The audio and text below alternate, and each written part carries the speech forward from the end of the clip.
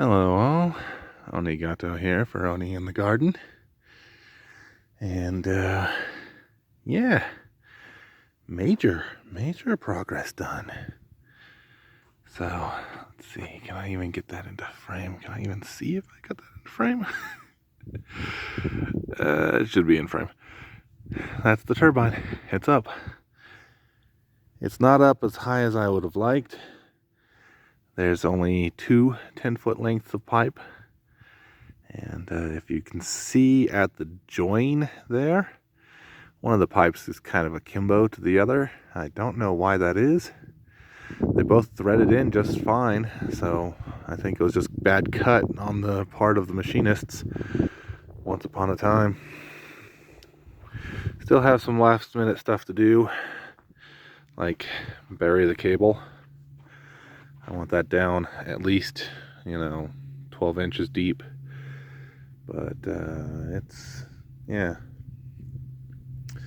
And if we take a pan over here, that right there is one of the 3 anchors that we have.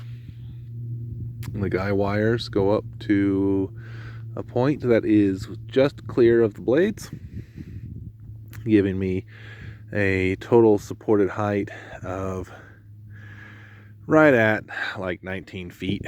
So it'll catch pretty decently, and the blades will never ever catch the guy wires, which was the entire point of it all, I guess. So that's good. As we get the tower to be taller, or as we get more money and we can make the tower taller, that is a long-term plan, is to just do that, make the tower taller. In the meantime, 20 feet will be enough if I can catch any kind of wind at all. And actual hub height right there is probably right at 21 and a half for the hub. So yeah, guy wires are out a little bit further than they absolutely need to be. The guy wires are out to 30 feet from the central shaft, central vertical, but I was also intending it to be a 30-foot tall tower, so there's that. All right. And here's my anchor. It is not the prettiest thing in the world, but it does anchor it, and it anchors it very well. The concrete pad is about 6 inches deep, 2 foot by 2 foot. So if it moves, that's a really spectacular thing. Let's go on over to this end of the guy here.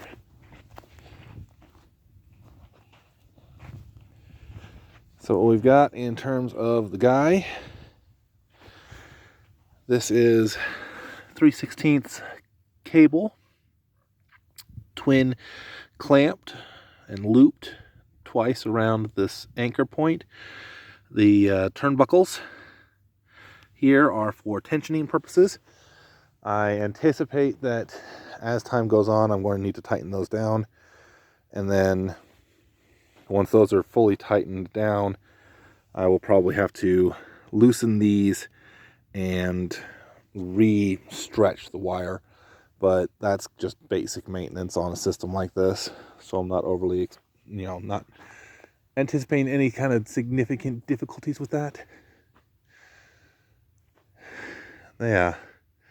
So 3 turnbuckles, 3 setups, and it's not a perfect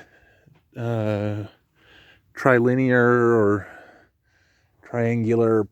Yeah, well, it is a perfect triangle because every triangle is a perfect triangle, but it's not a perfect equilateral triangle with each guy wire placed precisely where it needs to be. But they are within reasonable tolerances of each other. So I think this baseline here is the most tricksy of them all. Because if I think, let me come over here and stand right here. And you can kind of see just how close that line between me and the other guy is there, and then the guy line here. So yeah, this one's the one that's pretty much out of place, I think.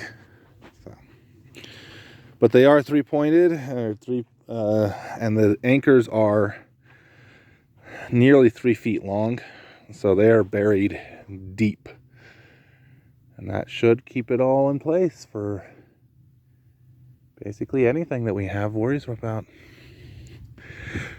Because we can tilt this up and down at will, this particular wire coming off of the turnbuckle, we'd have to completely disconnect it, but it comes off the turnbuckle and we can just lay the whole thing down right onto, well, that pile of blocks right there.